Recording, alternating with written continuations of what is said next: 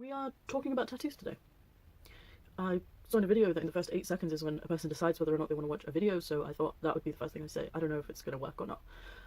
I know that my wall behind me is looking a bit scarce. I took down all my Christmas cards finally, presumably to make room for my birthday cards. I don't know if I'm going to get any. Sorry if I look really tired and my makeup is looking awful, as you can see. Some of it has rubbed out and some of it is looking very janky. And the reason for that is that I have been outside all day. I've been filming a show with Unidays, which is going to come up in the next week or so. Possibly this week. I don't know if I'm going to be in the episode that they post this week. But the channel name is called Zibai Unidays. Unidays is an app for uni students. And I was filming with them almost all of today. So if I look a little worn today, please forgive me. And today I wanted to talk about tattoos because, as some of you may know, tomorrow is my birthday, and I decided a great way to celebrate my birthday would be to get another tattoo. And for those of you who didn't know, I have tattoos, and I wanted to talk about it today because I'm getting one done tomorrow, and in light of the fact that I'm getting one done tomorrow, I probably won't be able to make a video tomorrow. So there you go.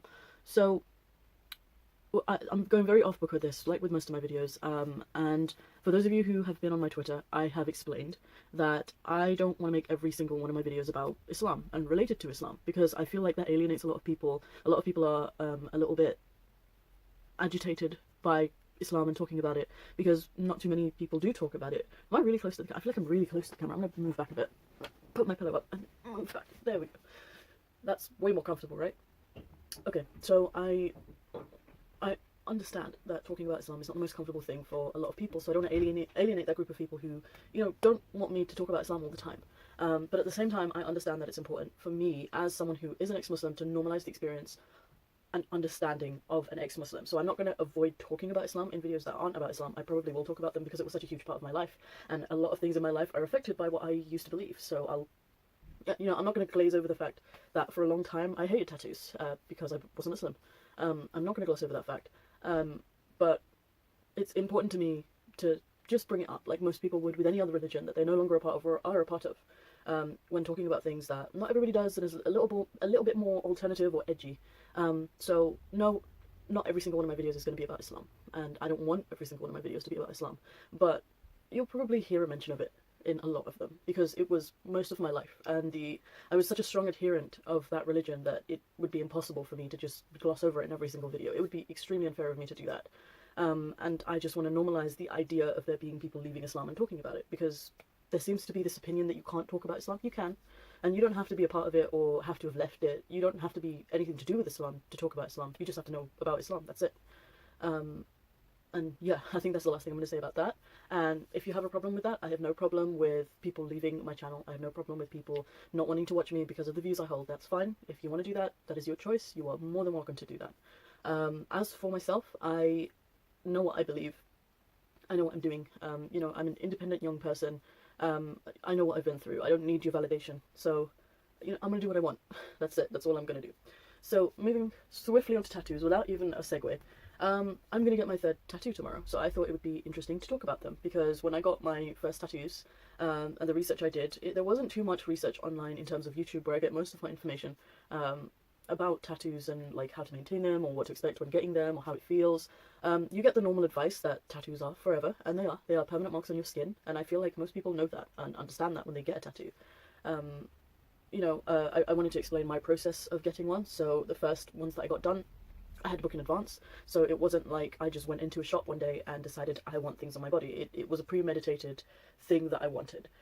The cost, things like that, I had to really dig deep to find information, so I thought it would be a good thing to just put out there for people who wanted a tattoo. I'm sure there's much more resources now for what to expect and things like that, but I wanted to share my own experience anyway. The first time I got my tattoos on, I had two done, so one is here and one is on my knee. I will not, well, if I can, I can't reach. If I will put it in the thumbnail, now that I have the capability of image manipulation to create a thumbnail, I will put an image of my tattoo in the thumbnail for you all to see and observe. And the first one I got done, I didn't know what to expect, because I got it in my head that I really, really wanted a tattoo of the symbol that I have on my leg. And my friend was like, "Are you sure? Do you really want to?" And she was really for it. She really wanted me to get a tattoo, but of course she was kind of pushing the idea that I should be sure before I get it because it's permanent. And the permanence of it doesn't bother me. The permanence of a tattoo never bothered me. I don't really think you have to have a reason to get a tattoo. I think even if you just think it's aesthetically pleasing or you just want it on your body, that's fine. My lips look really bad in this video. I am so sorry. But I know the kind of person I am. I am very, very sentimental, and I like things to have meaning. That's how I've been my entire life. It's probably not surprising, considering that I was a hardcore Salafi Muslim before I simmered down. So I got this symbol, and the symbol is called the Brand of Sacrifice, and it's from a manga called Berserk.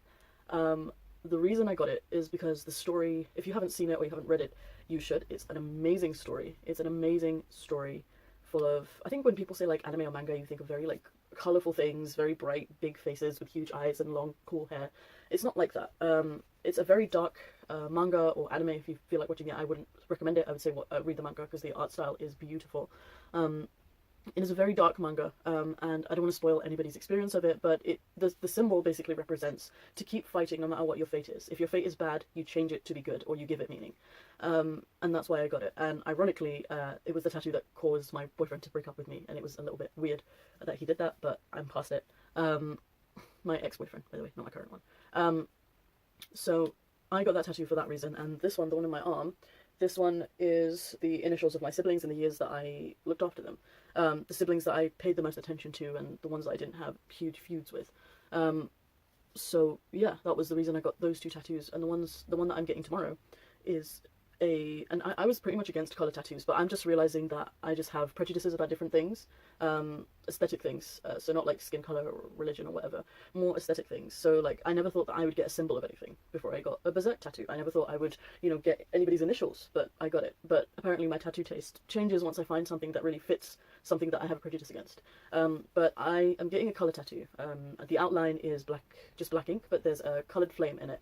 And what I'm getting is the outline of a feather with a flame coloured blue, yellow and orange in it. And the reason I'm getting it is because growing up, when I was very, very young and before my Islamism had kicked in, I was very into like punk rock and alt metal and all that whole scene. And to be honest, I was only into a select few bands, namely Green Day, Evanescence, Linkin Park and Avril Lavigne. And once I stopped being religious after my religious phase, I got back into that because that was the only kind of music I understood, and also in the place I was in life, it was the kind of music I needed. And I kind of stripped away the others, and I listened only to Linkin Park because their music sort of, and their lyrics more so, it really captured how I was feeling, and it resonated with me, and it kind of kept me going. And I feel like I want symbols like that on my body. I want symbols that remind me to keep going. And I'm getting emotional talking about this. It's fucking stupid. But yeah, so I listen to a lot of their music. I feel like I've listened to every single one of their songs. I know a lot of their songs off by heart. Whether or not I can sing is a whole other matter entirely. But I have memorized them and I've kept them with me. I've had a few favourites over the years. And Chester Bennington in particular was a huge sort of, I guess you wouldn't call him I don't know, he is a celebrity. He was a celebrity. But he was like one of the only ones that I really held near and dear. People love Beyonce, people love Drake, people love Rihanna. I love Rihanna more for what she looks like than anything else. But I guess the celebrity that I truly admired and I feel like I've really, really related to was Chester. And I would follow him. I wouldn't say that I was obsessed because I don't feel like I've ever been obsessed with anyone since I left religion. I've tried not to be obsessed with anything. But I was very into their entire style of music, and I'm still into that style of music and all of their lyrics, and even if I listen to them today, they still resonate with me so strongly.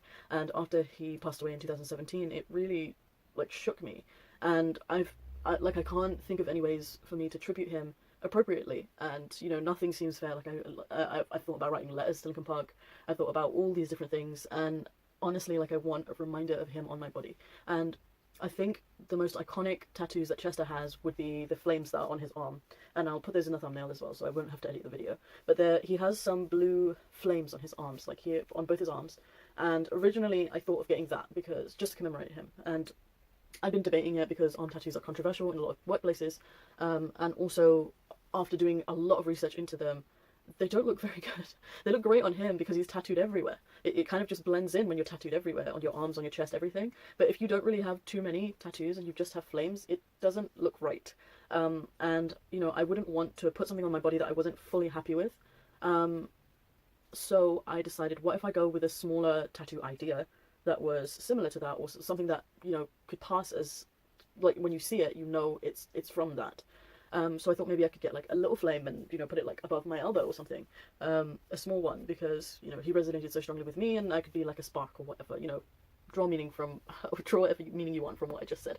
But I thought flames, like, what's like an image of like symbol, like I want it to be very symbolic and very personal to me, but not as bombastic as two huge arm tattoos. And I thought, what if I got a little feather, like a phoenix feather, and I put a flame in it, and it can be the same colors as his, and it would be my tribute to him on my own body. And maybe that sounds silly to some people. Like, why would you get a tribute of a musician? I think it's difficult for a lot of people to understand, especially if you're older, the effect that someone can have on you when you're, you know, very vulnerable. And you know, I had no friends growing up. I had a few friends online, but I had no physical friends around me in my worst time. So that music really kept me going and really kept me fighting and to keep going, despite how depressing it is. There was always an air of I have to keep going, I have to keep going, and it in my head it made sense after he died for me to tribute him in some way. It just makes sense to me, and I really want to do it. Take that for what you will. It's happening tomorrow. So, having said that, what is it like getting a tattoo? What's the process? So it would be good. It would be a very good idea if you wanted a tattoo to research the tattoo artist and not just go to any old shop, because there are different styles of tattoos, and if you want a very specific one, sometimes, so for example, dotted tattoos where the lines are very, very fine and very minimalistic, you would have to find a specific artist who's good at doing that, otherwise they probably won't be able to do it. There are other types, like small tattoos that are like basic symbols and things like that. Most people can do them. Most tattoo artists can do them. But it's still advisable that you research the place that you're going to and figure out what they're good at. A second thing that you should know is that in a lot of places you have to pay a deposit, at least in the UK. You have to pay a deposit and get an appointment, like a normal appointment at a doctor's office. You would pay the money. So I made the appointment about a month ago. So it has to be premeditated. You can't just run in there and get a tattoo.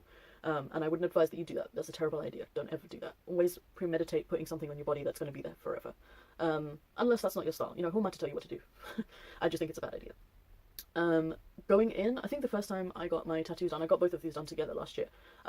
So that time I was waiting, I think my appointment was at like 12 o'clock, but I was sitting there until 3. The waiting time can be very long because there's a lot of checking and, you know, making sure that whoever's getting done is happy with what they want. In terms of what you should do to prepare, try not to drink too much the day before. Bad idea. And not just because you'll be hungover the next day, it's also because alcohol thins your blood, and believe it or not, there's a lot of blood with tattoos. Yeah, I'll get to that. So that's pretty much all you have to prep for. Make sure you eat, make sure you don't drink the night before. Just make sure you're ready, because you are getting more or less a procedure done on your body. What is the process when you get there? Once you get onto the table or the chair that they put you on, most tattoo artists are very, very professional. Make sure you look out for how clean the place is. Make sure that he's administering a fresh needle for you. Make sure that he has the design printed and stenciled onto your body before he starts tattooing you. They're like telltale signs of what a good tattoo place is, or what I consider a good tattoo place. And what does it feel like? I feel like a lot of people focus on the pain. Different people have different pain tolerances, so it's all down to you. But those of you ladies who have epilated before, that's exactly what it feels like. It feels exactly like being epilated, or it did to me. Like each stroke that he makes feels like someone pulling out a hair in your body. That's what it feels like for me, which is manageable. To some people that might not be manageable. So, you know, I'm sure there's services out there that can put you to bed completely asleep before they do tattoos on you. I have never heard of any, so don't hold me to that. I'm just saying that there might be a service like that. But that's what it feels like. There is blood, and they tend to shave the area that they do the tattoo on so the hair doesn't disrupt the ink going into your skin. There is blood, and I would advise that you don't look if you are scared of blood, or if you pass out from seeing your own blood, which I do. I've never been able to look at my own blood when I get a blood test done, so I just didn't look. It'd probably be a good idea to take a friend along with you for the first time, if you've never gotten it done, because honestly you don't know what to expect. I'm only telling you my experience. Your experience might be completely different. It's advisable for you to take a friend to distract you while it's going on. In terms of how the tattoo is afterwards, the aftercare is pretty simple. It's treat it like a wound, because it is a wound. You have opened up your skin and put ink in it. Treat it like that.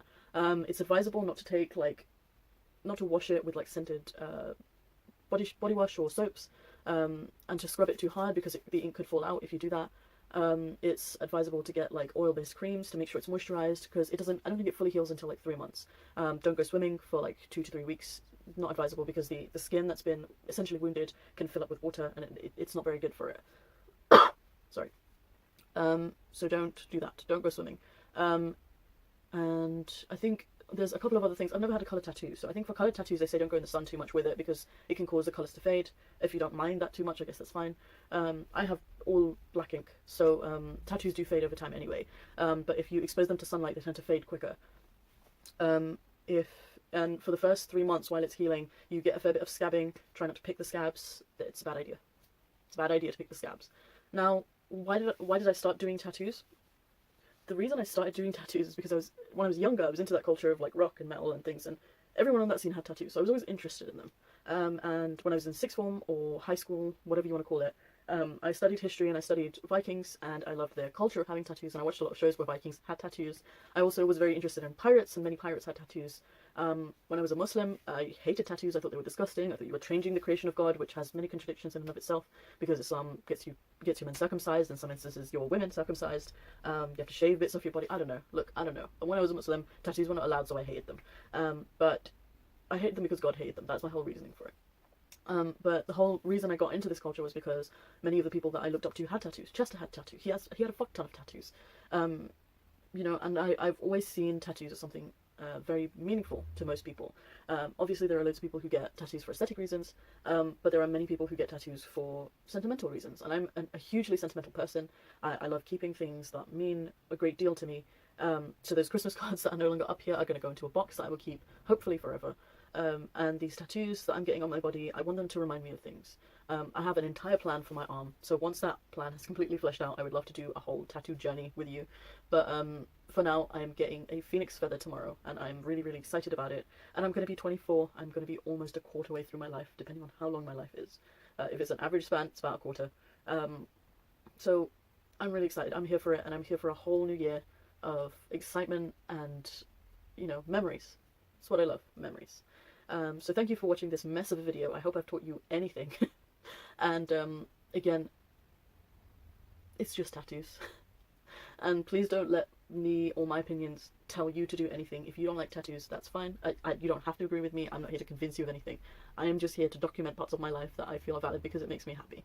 And I know there is huge demand for me to tell everyone on the internet how I left Islam, but honestly and truly, I don't think, first of all, I'll be able to do it in one video, and second of all, it makes me very emotional to even think about it, to even talk about it. Like, even texting back and forth about it makes me emotional, because, like I've said in other videos, it's a very emotional story for me. And there are logical bits in there as well, but a lot of it is very emotion driven. And I will get to it eventually, but for now, this is what I have for you this week. I'm sorry if it disappointed a lot of you, but can't win all of them. So thank you, and I will see you next week. Goodbye.